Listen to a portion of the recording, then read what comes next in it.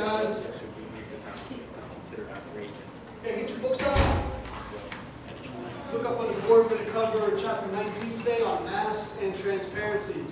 This is a very important chapter because what you're going to be using, well, you're all going to be using transparencies on your technical illustration, and you might have to use masks also. When I get done going over this chapter, I'll show you some examples from class files of some images where these are applied. Now look up here on the smartboard. What I want you guys to do first is go into 59, Illustrator. There's a file in there called Photos. I want you to drag it to the temporary on the hard drive. Here's some images we're going to use when we go ahead and create masks. So go ahead and get that copied to your temporary, and then launch a blank document, then we'll get started.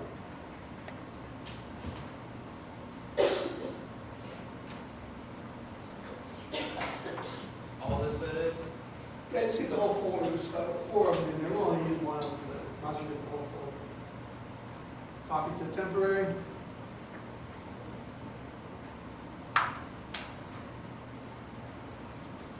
Okay, while you guys are doing that, I just want to talk about something. I'm noticing a pattern in here. For some reason, a lot of people don't show up here on Fridays.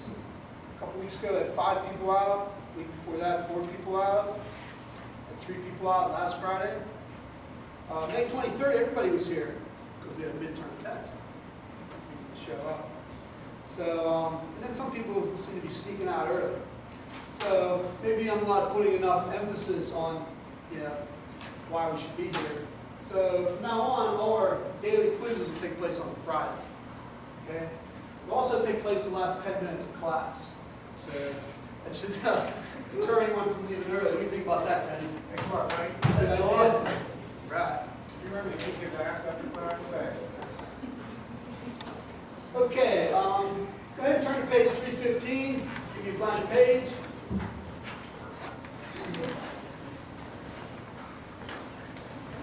Now, if you look at the top of 315, it says the entire section on transparency is brand new. This all came out with Illustrator 9. Illustrator 8, colors were opaque. And it's a lot easier to do a tech illustration now that you can use transparent colors. Before 9, you had to fake it.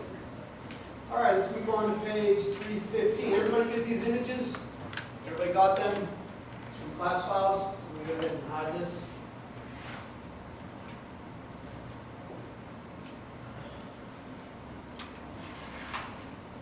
Okay, let's turn to page 316, standard masks.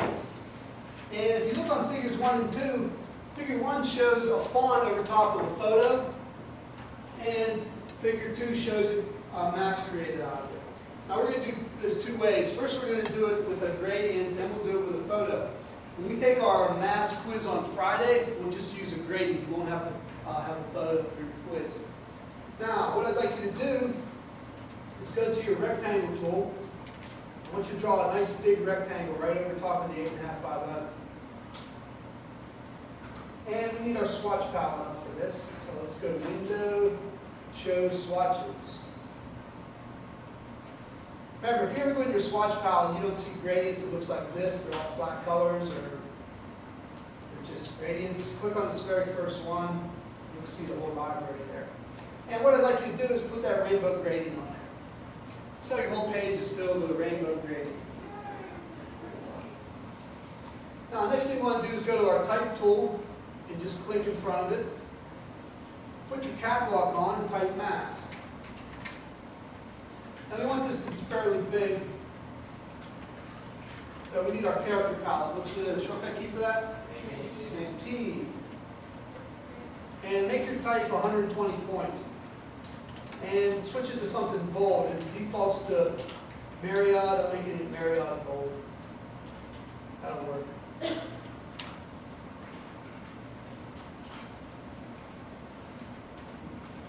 Okay. Now, once we get that on top of there, we're going to select both of them. But we don't want to be in our type tool. We want to be back in our selection tool, black arrow. What's the shortcut key for select all? Command A. So once we're in our selection tool, let's hit Command A. And then it tells us in the book, once we get everything selected, is to go to Object, Clipping Mask, Make. Somebody tell me, what's the shortcut key? What's it say there?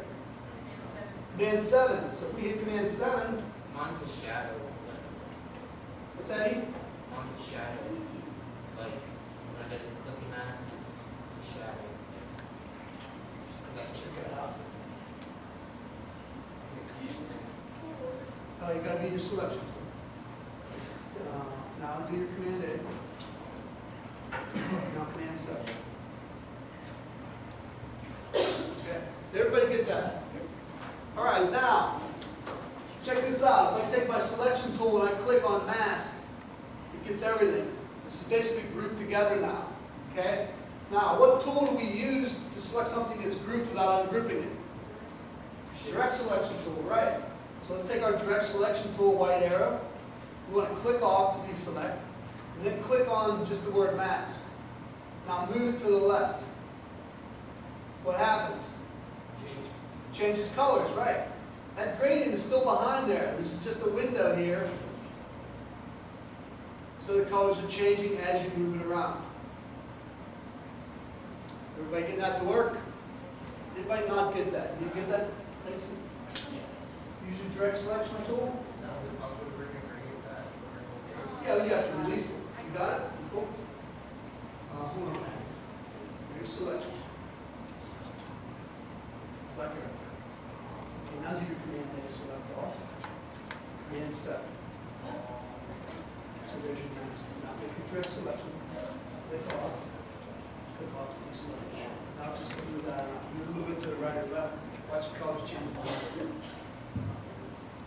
Okay, real simple. That's your quiz on Friday. Are we taking that quiz on Friday, Tony? Yeah, I'll be taking it.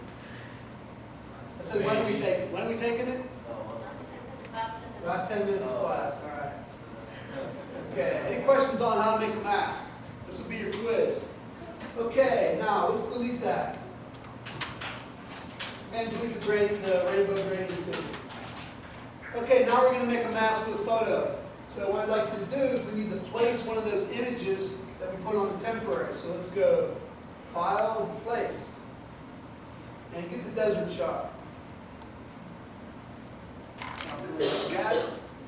And once again, we want to take our type tool and type whatever you can type, desert or dune.